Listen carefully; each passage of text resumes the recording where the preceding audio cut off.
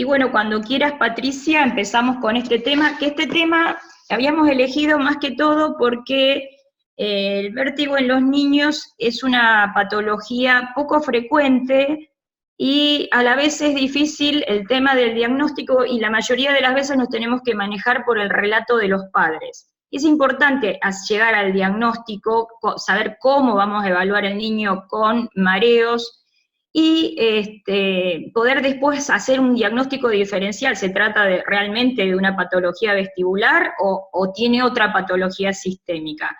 Así que nos resultaba interesante, así que muchas gracias, Patricia, por exponer este tema y agradecerles a todos los que están acá presentes escuchando la charla. Cuando quieras, Patricia. Hola, ¿qué tal? Buenas tardes para todos. Ahí vamos a poner la charla para poder empezar a descubrir este tema que vamos a hablar ahora. Como decía la doctora Elena, primero, bueno, agradecerles por la invitación, por la organización, a la OFP, como siempre, Elena, que organizaste esto, para poder contarles un poco qué es lo que hacemos en el hospital y cómo podemos evaluar a un niño con mareos. Vamos a ver a lo largo de la charla que lo que queremos es eso, poder diferenciar y poder saber qué es del otorrino y qué no es resorte del otorrino y cómo guiar bien al paciente para que no esté pasando de médico en médico sin tener un diagnóstico de certeza. Entonces, ¿cómo empieza esto? Empieza que nos llega un chico mareado, entonces nos llaman por teléfono de la guardia o una interconsulta, doctora, tengo un nene para consultarle que tiene vértigo. O abrimos la historia clínica en la computadora, vemos motivo de consulta, vértigo, descartar patología periférica. Entonces es ahí cuando nuestra cabeza empieza un poco a maquinar todos los engranajes y tratar de pensar a ver por dónde viene, de dónde viene esto. Entonces lo que tenemos que tener en claro es por dónde empezar, cómo organizarnos para que no se nos escape nada y para poder hacer un buen diagnóstico de este chiquito. Entonces, primero tenemos que conocer en parte la anatomía y la fisiología para poder localizar el problema, que es lo que venimos diciendo, si es algo del oído interno o si la alteración está en otro lado. Otra cosa importante es el interrogatorio, entonces saber cómo interrogar, saber qué preguntarle al paciente para poder encontrar esa patología. Examinarlo adecuadamente. Hay muchas pruebas para hacer a nivel vestibular, pero bueno, vamos a ver cuáles son las que nos interesan en los chicos. Después de eso vamos a tener que pedir posiblemente estudios complementarios. Y bueno, saber qué estudios pedirle a un chico, cómo son esos estudios y qué es lo que esperamos que nos den los resultados para poder interpretarlos correctamente. A partir de todo ese camino, una vez que recorramos todo ese camino, vamos a poder llegar a un diagnóstico y vamos a poder hacer un tratamiento adecuado.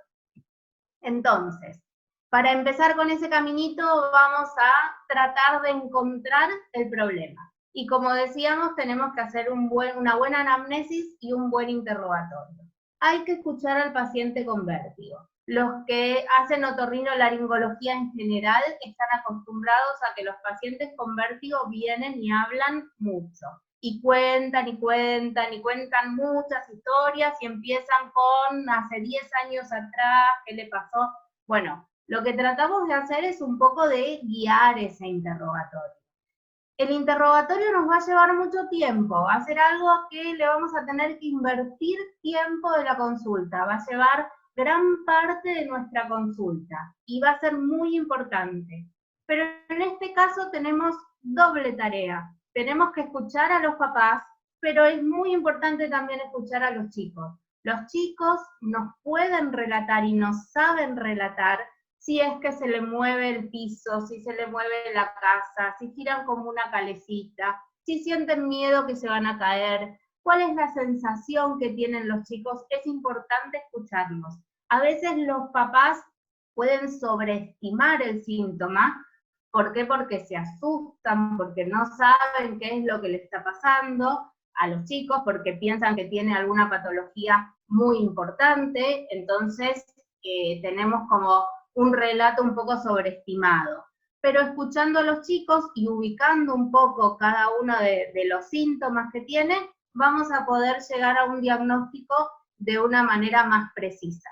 Entonces, ¿qué es lo que le vamos a preguntar a los pacientes? Primero le vamos a preguntar acerca del síntoma, ¿sí? ¿Cómo es esa sensación? ¿Qué es lo que siente en los momentos de la crisis? Si es una sensación de giro, que lo puede referir el paciente, si es una sensación de inestabilidad, que siente que se va a caer, que tiene miedo, que se le mueven las cosas, que siente que se le pone todo negro, ¿qué es lo que le pasa en ese momento?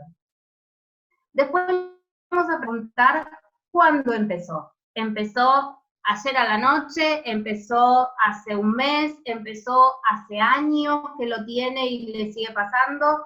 No se dieron cuenta los papás cuándo empezó y en realidad es la reiteración de los episodios lo que hicieron que le presten atención.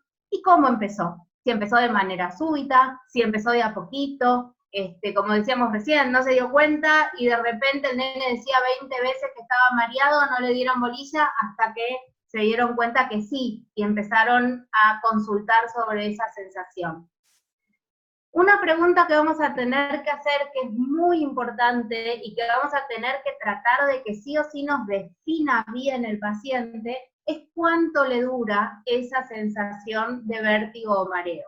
Si le dura unos segunditos, si le dura varias horas, varios minutos, si le dura todo el día, si es constante, es muy importante porque todas las clasificaciones nuevas de los vértigos, más que nada los periféricos, se basan en el tiempo de duración. ¿Por qué todo esto? Para poder pensar en cuál es la patología que nosotros, digamos, qué es lo que tiene el paciente. También le vamos a preguntar cada cuánto aparece la periodicidad del síntoma, si aparece todas las semanas, si aparece una vez por mes, si fue una sola vez hace una semana y va desapareciendo y ya no tiene los síntomas. Le vamos a preguntar si hay algunos factores desencadenantes, así como conocemos que el BPPV en los adultos se genera a través de los movimientos cefálicos o los cambios de posición. Bueno, a veces en los chicos no es tan frecuente el BPPV, pero puede haber ciertas situaciones que desencadenen vértigo, por ejemplo, la actividad física, por ejemplo, que se pongan nerviosos por una prueba o algo de eso. Y también le vamos a preguntar si aparecen síntomas acompañantes, es decir, náuseas, vómitos, sudoración, pérdida de conciencia, caídas, ¿qué otras cosas pueden acompañar a esta crisis de vértigo? No nos vamos a olvidar de preguntar acerca de la hipoacusia, si sienten el oído tapado, si sienten zumbidos o ruidos en el oído, si tienen sensación de plenitud auditiva. Como otorrinos nos es sumamente importante y nos aporta datos acerca de cuál puede llegar a ser la patología del paciente. Otra cosa que es muy frecuente en los chicos, en los grandes también, son las cefaleas, ¿sí? En todos lados se habla mucho acerca de migraña vestibular.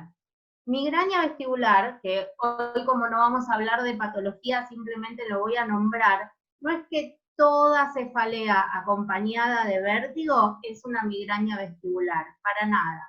Para que sea una migraña vestibular tiene que cumplir con ciertos criterios. Para poder saber si es o no, vamos a tener que hacer todas estas preguntas para poder saber si cumplen esos criterios. Por lo general, no más del 30% de las cefaleas son migrañas vestibulares. Entonces, no todo chico que viene con vértigo y mareos tiene una migraña vestibular. Entonces, ¿qué es lo que le vamos a preguntar de las cefaleas? Le vamos a preguntar la localización. ¿Dónde le duele la cabeza? ¿Le duele a nivel frontal? ¿Le duele al costado? ¿Le duele a nivel de vértex? ¿Le duele a nivel occipital? ¿Cuál es la localización? Si es unilateral, si es bilateral. Los chicos chiquitos por lo general no manifiestan la cefalea como unilateral, que es parte de los criterios de la migraña vestibular. Pero sí lo tenemos que preguntar. Cuando ya son adolescentes sí lo pueden referir así. También le vamos a preguntar el tiempo de duración, ¿sí? Si le dura, la cefalea no va a durar segundos, obviamente, pero si dura media hora, 2 horas, todo el día, si se repite mucho durante la semana.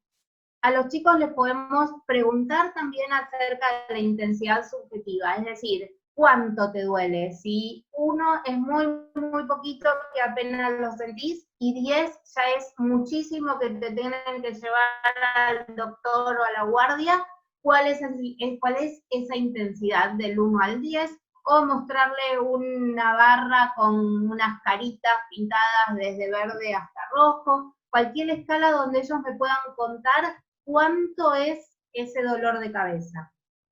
Después le vamos a preguntar cómo ceden. Si ceden con el descanso, con el sueño, si tienen que tomar algún analgésico, qué analgésico toman y con qué frecuencia toman esos analgésicos.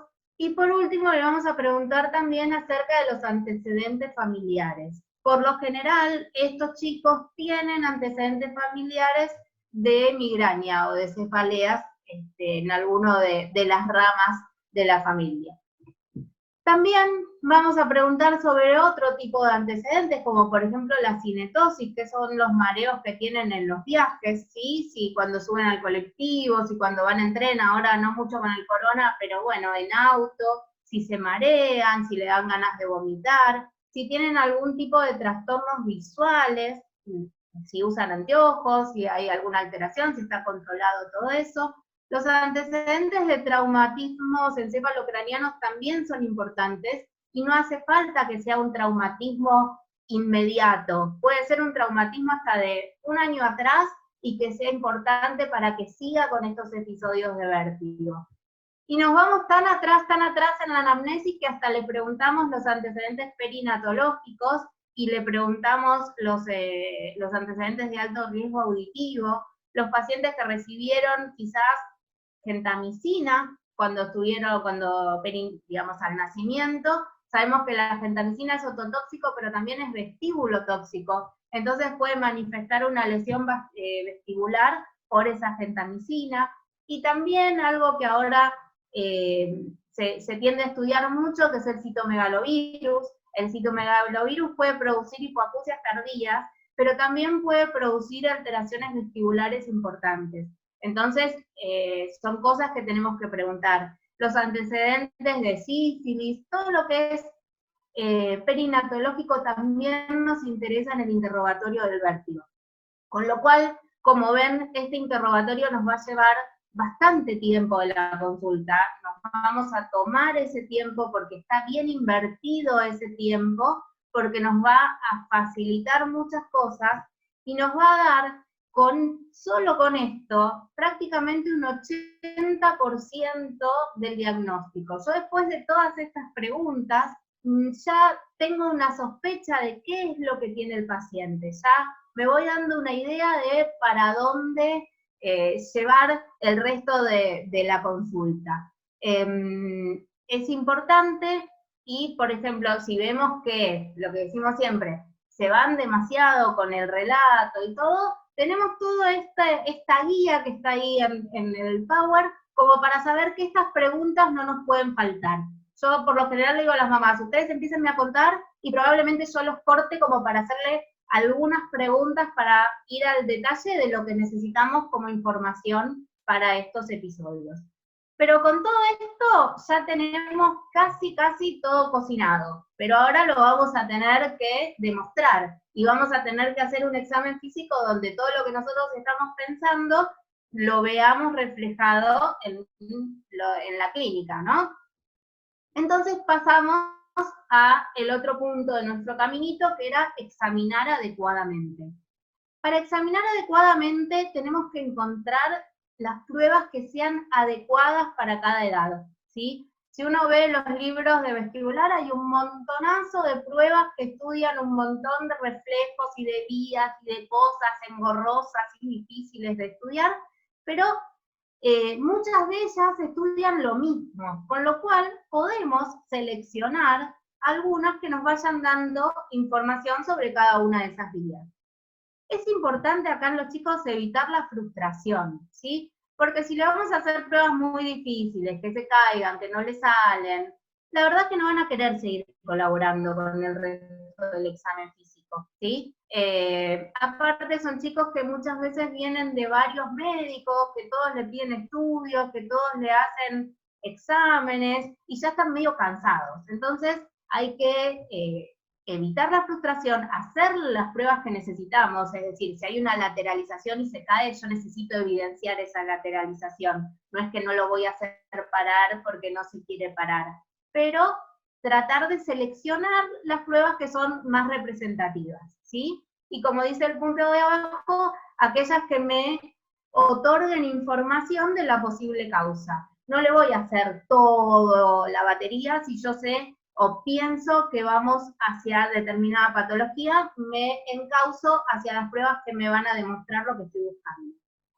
Presentarlo con los chicos a modo de juego, ¿sí? O a modo de competencia, que les encanta, a ver quién gana, si vos haces más o si vos lográs más cosas con los ojos cerrados, y ponerse a jugar con ellos, para poder condicionarlos a que quieran y tengan ganas de hacer los estudios, ¿sí? O las pruebas que le vamos a hacer.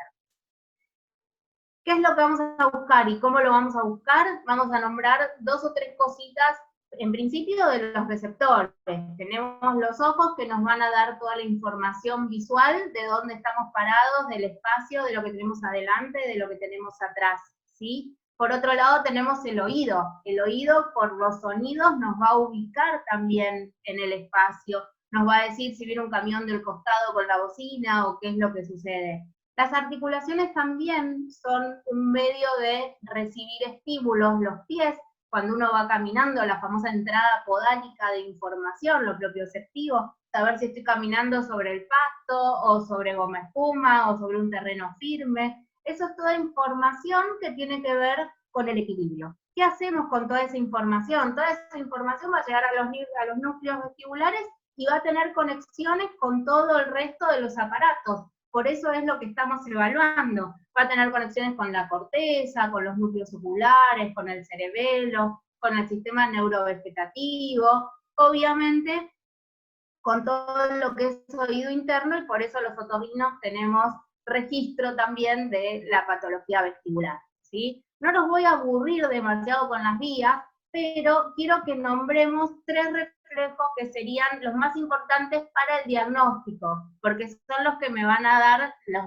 distintas pruebas que yo voy a pedir, o los distintos estudios complementarios, van a estar basados principalmente en estos reflejos. Entonces tenemos, por un lado, lo que es la vía vestíbulo-espinal, ¿sí? Que un poquito hablamos, que tiene que ver con la coordinación de la posición de la cabeza, la estabilización del tronco, los miembros, la marcha, ¿sí? Después tenemos el reflejo vestíbulo-ocular, que está muy de moda por todo lo nuevo del equipamiento que tenemos para evaluarlo, que tiene que ver con la compensación de los músculos oculares, digamos, con los movimientos cefálicos, y poder mantener los ojos en el blanco, poder mantener los ojos mirando un punto más allá de los movimientos de la cabeza.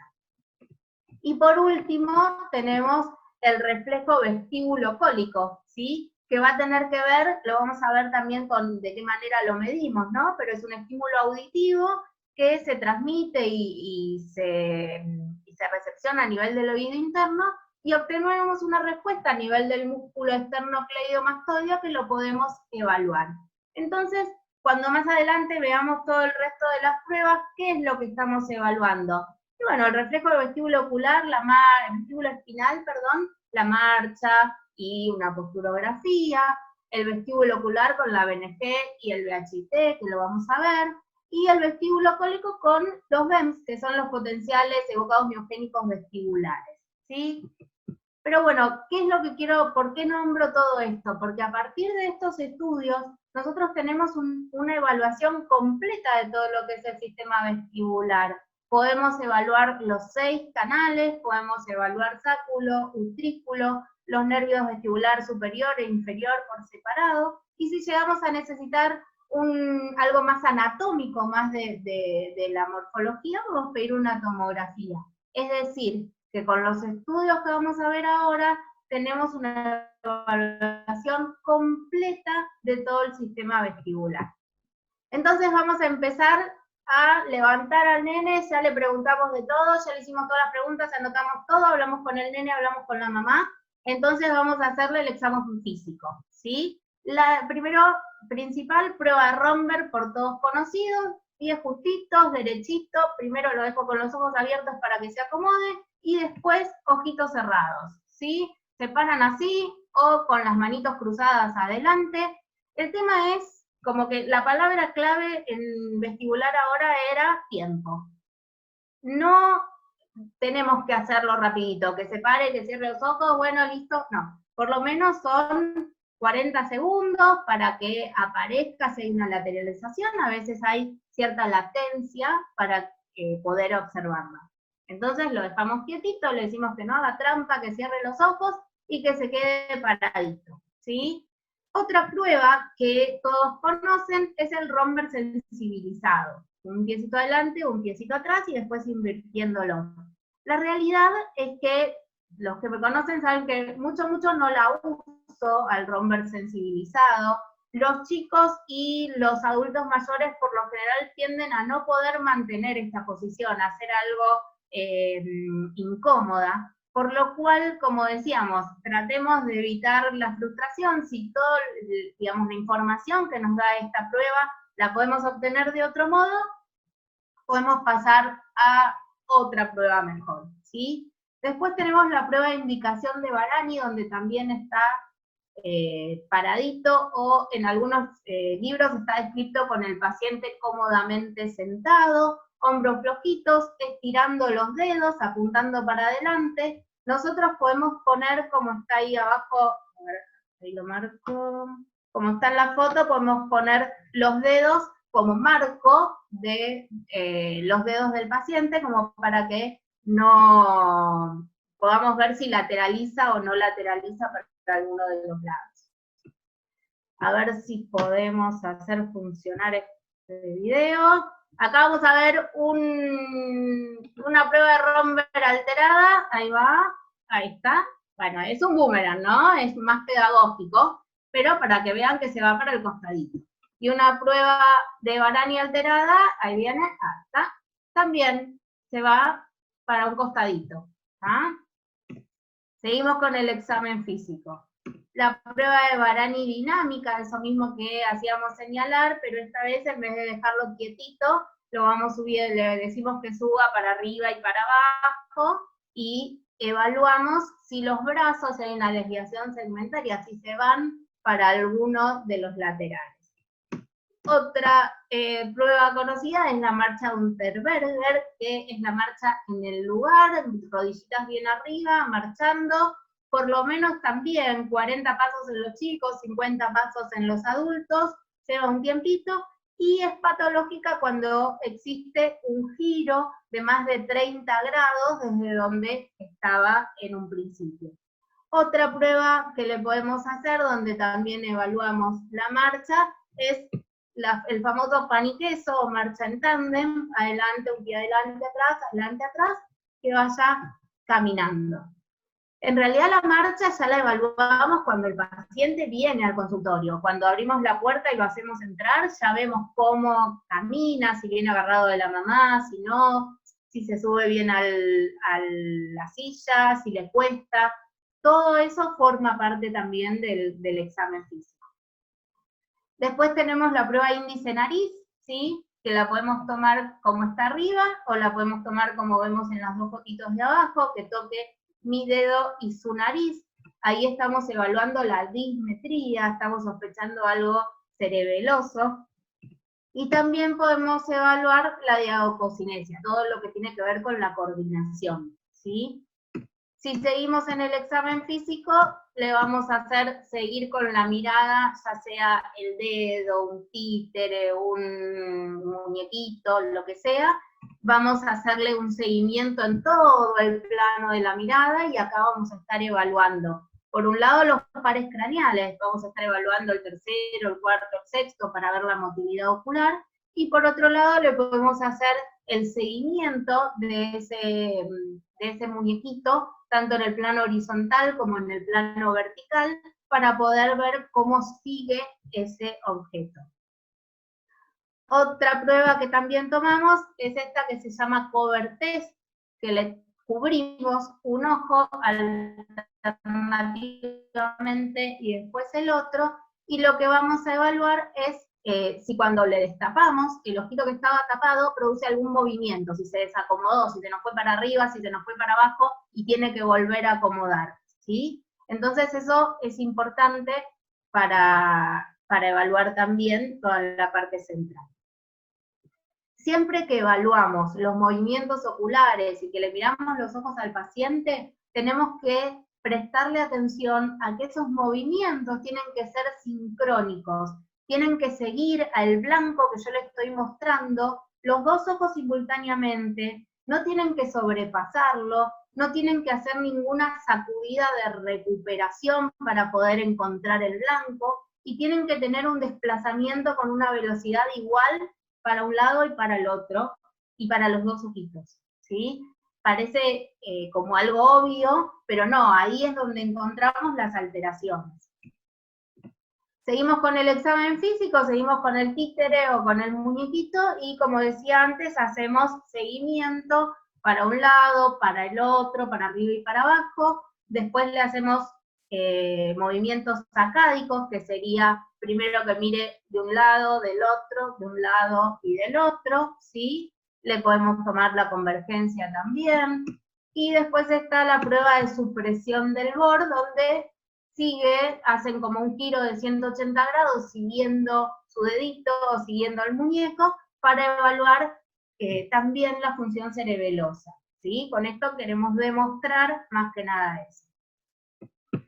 Un test muy importante es el test impulsivo cefálico, que va a ser el que va a dar origen después al famoso VHT, que vamos a ver en un ratito, pero todo surge a partir de esta prueba clínica. Le pedimos al paciente que mire nuestra nariz y le giramos rápidamente la cabeza, que puede ser de afuera hacia el centro, con un movimiento de alta velocidad, pero cortito, ¿sí? Y ahí lo que vamos a evaluar es que los ojos queden siempre mirando mi nariz, queden siempre mirando el blanco, ¿sí? Que no tenga que hacer ninguna sacudida o sacada correctiva para poder seguir manteniendo la vista en la nariz, que es lo que yo le estoy pidiendo que mire. ¿Le hicimos todas estas pruebas, o la mayoría de las pruebas, o todas las que consideramos adecuadas? Seguimos en nuestro caminito y vamos a ir a pedirle estudios complementarios. Ahora queremos documentar que todo esto que nosotros pensamos y que demostramos con el examen físico, me lo demuestran los estudios complementarios que tenemos para objetivar esta patología que yo estoy pensando. Entonces, no nos olvidemos que estamos pidiendo estudios a los chicos, ¿sí? Entonces, a mí me gusta decir que no se tienen que ir con una lista llena de 25 millones de estudios. Se supone que tenemos que pedir a aquellos que nos van a dar la información que estamos buscando. No tenemos que pedirle todos los estudios. Si le pedimos todos los estudios, probablemente en alguna oportunidad haya algún hallazgo que nos saque del lugar y que no sea realmente el foco del problema. Entonces, podemos llegar a pedir estudios por imágenes, tomografías, resonancia, pero no nos olvidemos que son chicos. Entonces a los chicos, para hacerles ese tipo de estudios, muchas veces los tenemos que anestesiar. Entonces no es tan sencillo pedírselo, ¿sí? Un electroencefalograma, podemos querer descartar una epilepsia. Bueno, no se olviden que puede tener que ser a veces un electro prolongado o de sueño, y se tiene que dejar poner todos los electrodos, y se tiene que quedar quietito, y tiene que hacer todas esas cosas.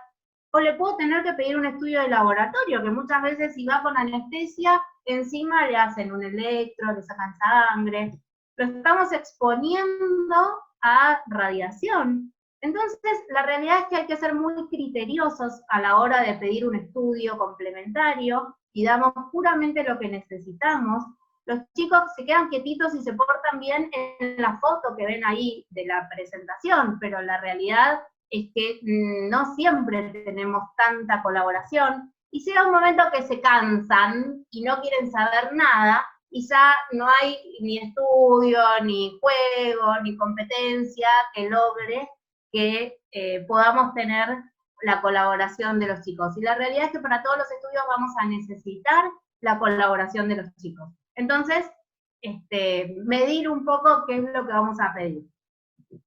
Nos ponemos poéticos y decimos que los ojos son como las ventanas del alma, y en la parte vestibular vamos a decir que los ojos son las ventanas del sistema vestibular. No nos podemos meter adentro del sistema vestibular, pero a partir de los estudios vamos a examinar por los movimientos oculares qué es lo que está pasando en el sistema vestibular.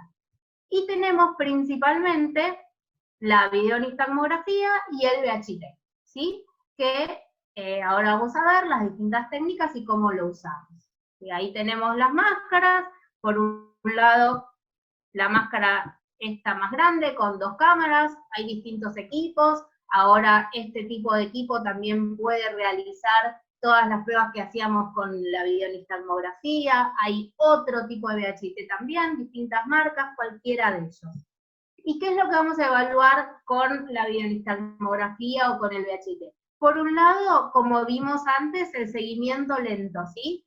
Tener un blanco adelante, que puede ser una luz láser, y que el chico con las gafas puestas lo siga. La diferencia entre esto y el examen físico que tomamos antes, la prueba es la misma, lo que pasa es que acá vamos a tener una gráfica y vamos a tener 2 cámaras que nos van a dar una información, o nos van a poder evaluar más finamente esos movimientos que quizás nosotros no podemos ver.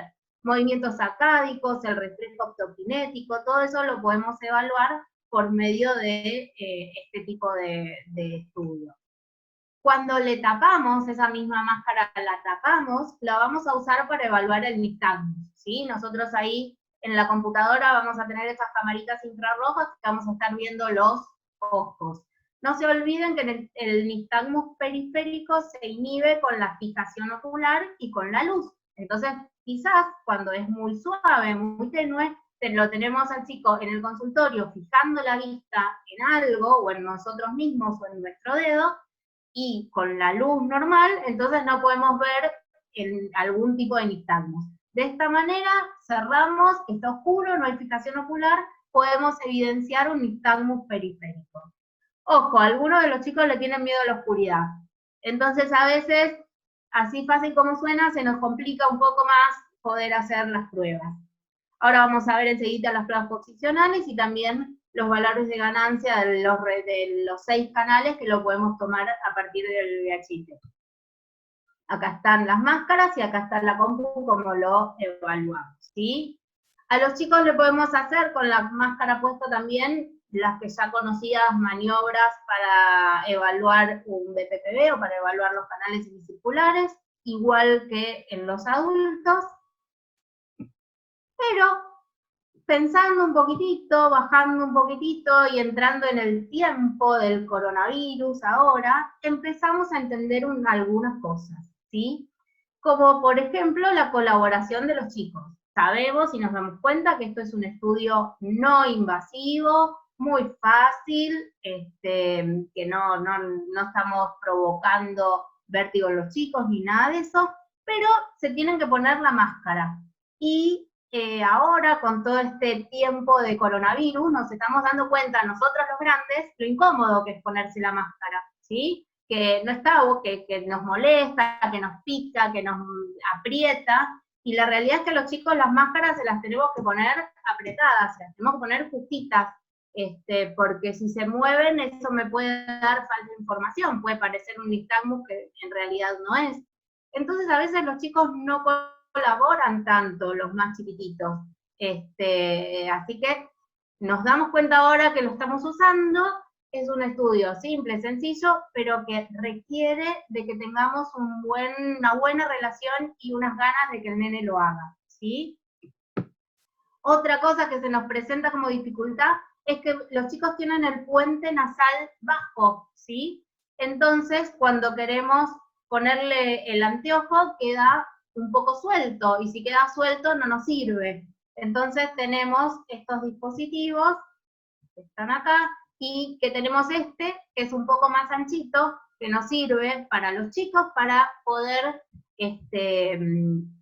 ponerlo bien sin que se mueva, ¿sí? Entonces yo tengo mi conejito de Indias, que es mi hijo, y que vamos a grabar un video ahora que vamos a pasar para mostrarles cómo es la prueba de VHT. Yo acá lo que le quiero mostrar es que no es que uno le pone mal los anteojos, simplemente es que como la cámara está de este lado, uno quiere ver más que nada el movimiento de este ojito. Y como las gafas no son diferentes para un niño que para un adulto, entonces tratamos como de ubicarlo de tal manera para que la cámara aparezca bien y nos dé la información. El otro en realidad, tanto no es lo que estoy buscando. Entonces lo ubicamos más o menos entre 80 y 1 metro 20 de distancia, no más que eso, del blanco. Ponemos en la pared un blanco que puede ser un dibujito, un circulito, un sticker, y ahí tenemos el ojo, que es lo que vamos a evaluar, ¿sí? Entonces, ahí tenemos el video, donde vemos que son simplemente movimientos cortitos, aleatorios, para un lado o para el otro, no siempre para derecha, izquierda, sin tocar la cinta, despacito, cortitos, pero rápido. Eso es toda la prueba. Tenemos que lograr 20 promediaciones para cada lado y nos va a arrojar un resultado como este, ¿sí? Lo normal es lo que tenemos acá, oído izquierdo, oído derecho, como ya conocen, los dos parejitos, sin ninguna asimetría, bien dentro de los rangos normales, que son entre 0,8 y 1,2, y en la gráfica vemos en verde el movimiento de la cabeza, y en azul o en rojo evaluamos cada uno de los oídos. Cuando dan parejitos, como acá, como están juntitos, es un estudio normal, ¿sí? Cuando el estudio no es normal, bueno, cuando alguno de los dos no está funcionando bien. Por ejemplo, acá vemos que el oído derecho está caído, y vemos en la gráfica del oído derecho todos estos movimientos, estas curvas, que son movimientos de refijación del ojo cada vez que yo le moví la cabeza. Vamos a ver uno para el otro lado, acá está, acá el que está alterado es el izquierdo, y entonces vemos esos movimientos de refijación que tuvo que hacer el ojo para poder mantener la vista en el blanco, ¿sí? Y si queremos que no funcionen los dos, acá tenemos una vestibulopatía bilateral, donde los dos valores de los dos vestíbulos están descendidos, y todos estos movimientos compensatorios que tiene que hacer para poder mantener y realizar el estudio. Lo bueno es que acá nos dan valores objetivos, ¿sí? Tenemos un valor numérico donde podemos estar evaluando si es normal o no es normal. Y por último, el otro estudio que nombré son estos potenciales evocados miogénicos vestibulares, ¿sí? Que se pueden tomar a nivel ocular, como ven acá con estos electrodos, o a nivel cervical, como ven acá, o como ven acá, con los electrodos puestos en el cuello, a nivel del esternocleidomastoideo, que era lo que habíamos visto con el reflejito que pusimos en el slide más anteriormente. Lo que evalúa es el reflejo vestibulocólico, y nos va a evaluar más que nada la función del nervio vestibular inferior, que no se evalúa con la videonistagmografía y con el resto de los estudios más comunes, ¿sí? Evalúa la función del sáculo y más que nada el laberinto posterior. Se usa para ciertas cosas puntuales. Yo en el servicio en este momento no lo tengo, entonces no son pacientes míos, estas son fotitos que pueden encontrar en internet. Se evalúa mucho para la dehiscencia del canal semicicular superior, para las neuritis vestibulares, para diferenciar si es solo del nervio vestibular inferior y el superior está conservado, si es de ambos. En los neurinomas, que suelen comenzar a partir del nervio vestibular inferior, entonces es una manera de encontrarlo más precozmente, ¿sí? ¿En qué consiste la prueba?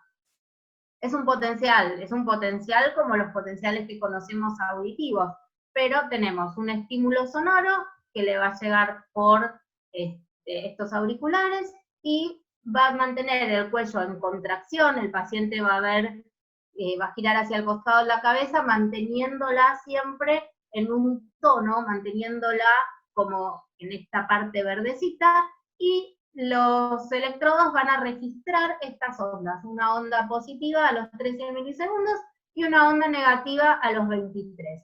Como todo potencial, vamos a evaluar más que nada la latencia, la amplitud y el umbral. Y dependiendo de cada patología, va a ser qué es lo que tiene alterado este estudio. ¿Sí? ¿Qué otros estudios podemos necesitar pedirle? Y en realidad a esta altura, de todo esto que vamos a nombrar ahora, solo si sospechamos de algo en especial. No siempre se lo vamos a pedir, no a todos los chicos necesitan todos los estudios. Podemos necesitar una tomografía, como dijimos, quizás para evaluar también una dehiscencia del canal semicircular. Podemos necesitar una resonancia magnética si estamos sospechando algo más del sistema nervioso central. Podemos necesitar un electroencefalograma, que también nombramos, de acuerdo al diagnóstico diferencial que querramos hacer con la patología que estamos pensando, un potencial evocado, un potencial auditivo. Electrocoreografía es un poco frecuente en los chicos, pero es algo que tenemos que saber que existe. Y después toda una gama de estudios que uno puede requerir, desde un vértigo por la presencia de tóxicos o por la ingesta de tóxicos, hasta anticuerpos anticocleares, puede ser toda una gama, un abanico de pruebas. Volvemos, no todo es lo que hay que pedir, hay que pensar, por eso es que queremos hacer este Ateneo, para que puedan ir evaluando qué cosas son importantes y qué es lo que le tenemos que pedir a nuestros pacientes. Con todo esto que tenemos, yo estoy más que segura que vamos a poder llegar a un buen diagnóstico, y por un lado tampoco no decir, bueno, es no solo decir es periférico y central, sino poder ayudar al paciente y saber cuál es esa patología. No terminar pidiendo solo una audiometría y vemos que está bien y nada más. La audiometría es parte de los estudios también, pero tenemos que llegar un poquito más para lograr evaluar completamente a estos chicos. Bueno, gracias por mantenerse todos conectados, somos un montón, me pone muy contenta que estén todos ahí. Bueno, escucho ahora a la doctora Arias si tiene algunas preguntas. Saben que los chicos del Loguito del Garrahan se pusieron barbijo hoy. Sí, está muy bueno. Ay, gracias Patricia, porque muy clara como siempre y práctica. Y te quería decir que no hay muchas preguntas, todos te están felicitando acá. Sí, me pregunta la doctora, bueno. Tenés hinchada acá. Amigos. Viviana Paoli te está preguntando si hay algún límite de edad con respecto a hacer los estudios, para saber hasta qué punto el chico va a colaborar. Por el tema de la edad.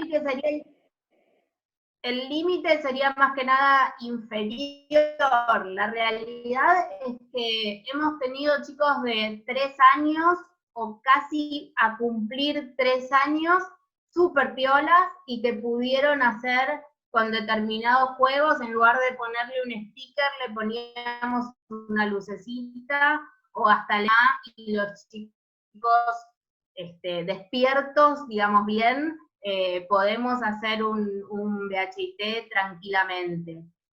A veces tienen 6, 7 años y no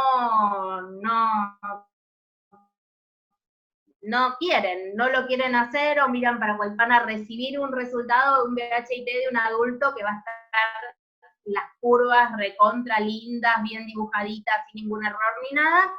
Y en los chicos por ahí aparece alguna curvita que son cuando se distraen y miran para un costadito y todo eso. Pero yo creo que 4 años de ahí en adelante es una edad que podemos lograr la colaboración. siempre teniendo en cuenta patologías de base, ¿sí? Hay chicos que tienen trastornos del desarrollo o retrasos del desarrollo que nos cuesta un poquito más, pero si no, desde los 4 años podemos lograr hacer los estudios tranquilamente. Yo no hago pruebas calóricas en los chicos, para pruebas calóricas por lo menos que tengan 9, 10 años, en un principio las hacíamos antes del VHIT, y la verdad que no nos daban resultados muy confiables, porque tiene mucho que ver también con el nerviosismo, el estrés y todo eso que pueden modificar la prueba. Entonces, yo creo que a partir de 4 años podemos hacerlo y nos dan resultados súper confiables. Hay otra pregunta de Andrea Valerio. ¿Qué tratamiento haces para la cinetosis?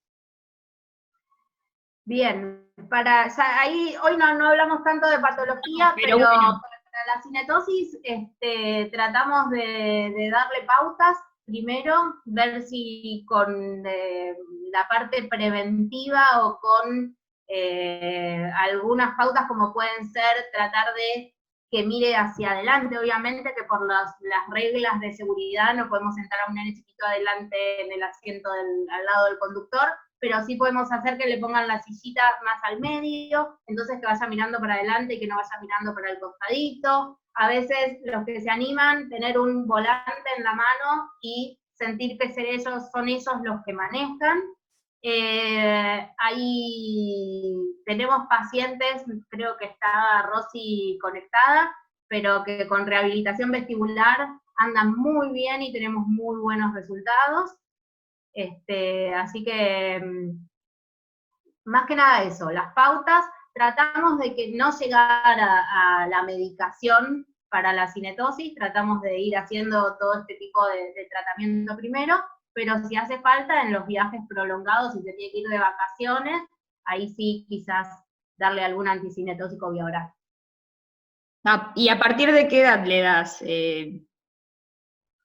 tratamiento? 5 o 6 años, Está bien. es cuando más empiezan a sufrirlo.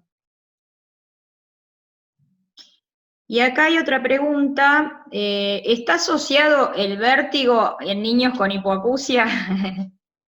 Sí. A veces sí, a veces no. Depende de la patología. ¿Cómo? Que va a depender de la enfermedad de base. Sí, va a depender de la causa o no, del hueso temporal, ¿no? Sí, si es algo agudo, si estamos pensando en algo agudo, podemos nombrar como diferencial, por ejemplo, en una laberintitis puede estar acompañada de una hipoacusia. Si hablamos de una neuritis vestibular, suponemos que no va a estar acompañado de hipoacusia. El hidrops puede tener hipoacusia, digamos, depende de la patología que pensemos. Nombramos al CMV, el CMV puede dar una hipoacusia tardía y puede dar alteraciones del equilibrio también. Entonces, que tenga una hipoacusia nos va a hacer pensar en determinadas patologías y en otras no. Y voy a hacer una cosa chiquitita, una aclaración chiquitita, es que a veces algo tan sencillo como una OME, como la presencia de fusión en oído medio, puede generarle mareos a los chicos. Entonces, puede tener la OME, porque muchos chicos tienen OME, y puede tener otra cosa. Entonces, si ya en el consultorio vieron que tiene fusión en oído medio, bueno, por lo menos empecemos tratando la OME y después vemos si el vértigo persiste o no persiste. Muchas veces se cura con la resolución de la OME. Y hay otra pregunta, después me dicen hasta cuántas preguntas se puede hacer.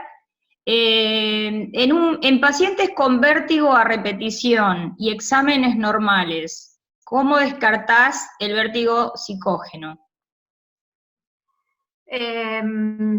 Los chicos se ponen, digamos, hay el factor estrés, el factor emocional, tiene mucho que ver, nos engañan mucho, la verdad que tengo que confesar que he caído varias veces en quererme, no sé, tratar de buscar a ver qué puede ser lo tan raro que tiene el nene, y en realidad no tiene nada, nada orgánico, pero sí algo emocional. Lo pueden manifestar de cualquier manera, no solamente con algo así, digamos, tengo pacientes hasta que han estado año completo, perdido el año lectivo, por síntomas de tipo vestibular. Puede aparecer de cualquier manera.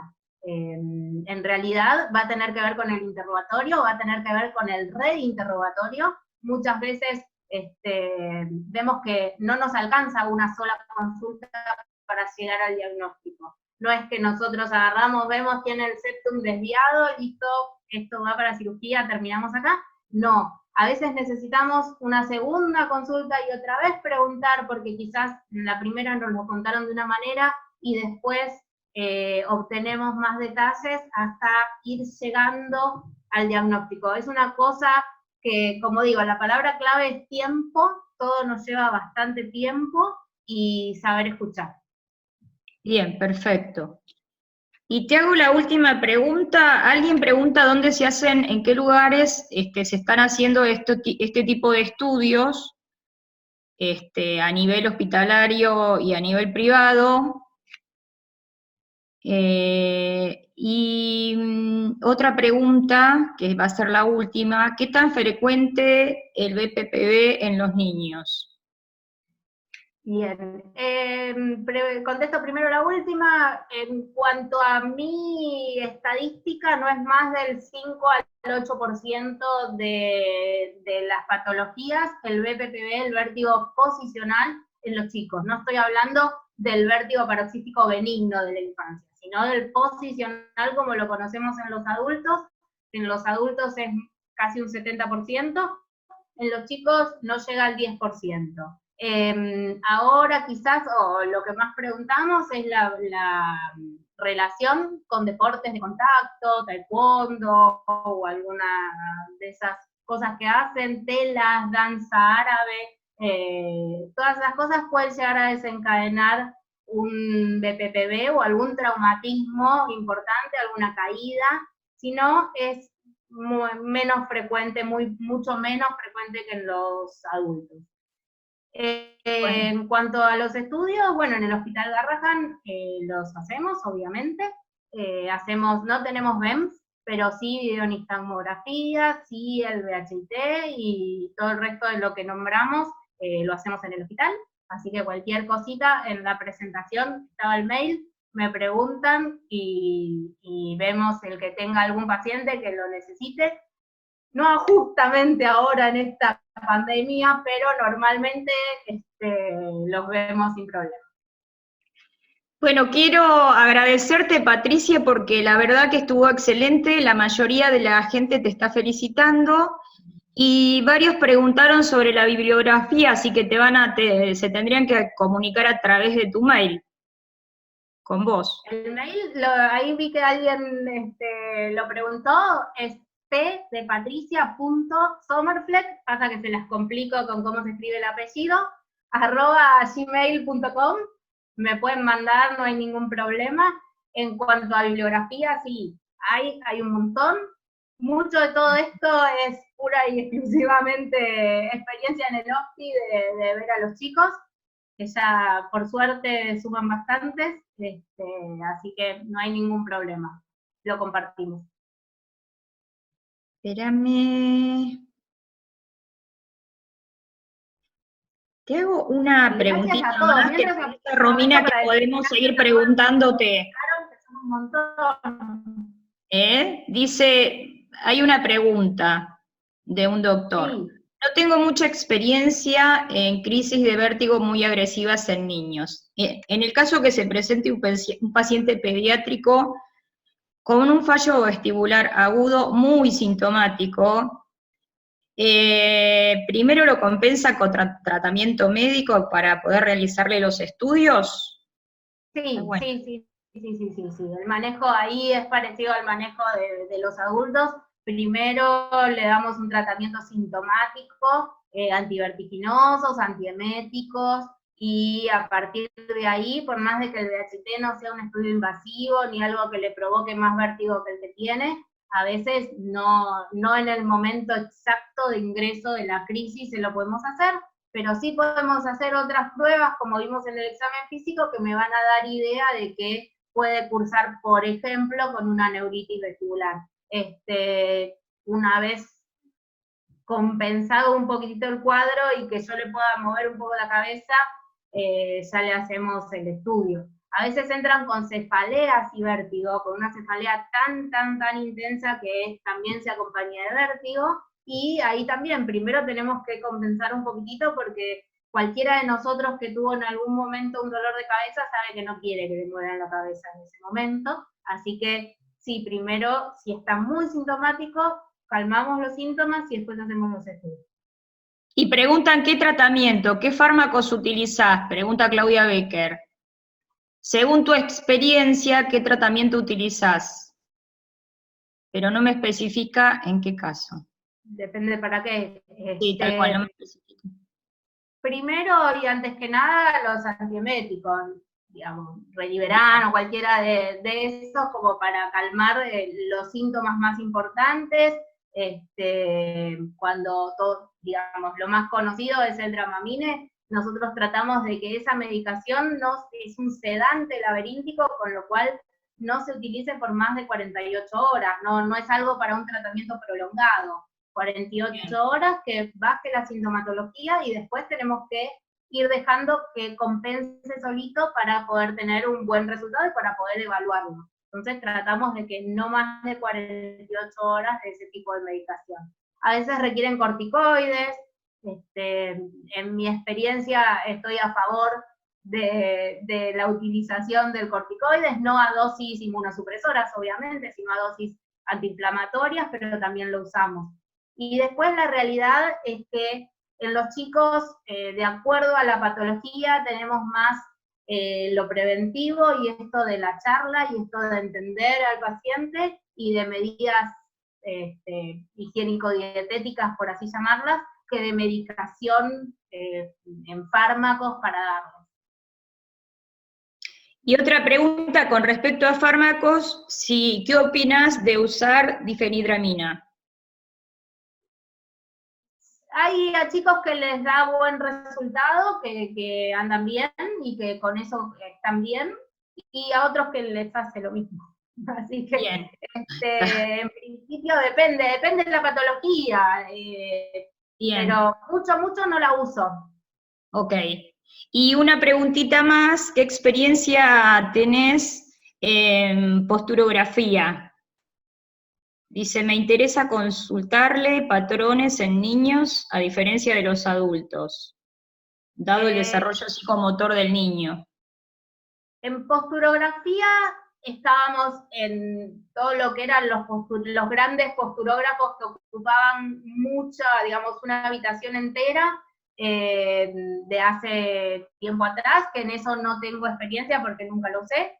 Y de a poco van surgiendo, ahora con toda la tecnología que tenemos, nuevos posturógrafos chiquititos que se pueden poner en el tobillo, que nos dan idea de la, digamos, de todo lo que es la marcha, la postura de los chicos, que se puede hacer en forma dinámica.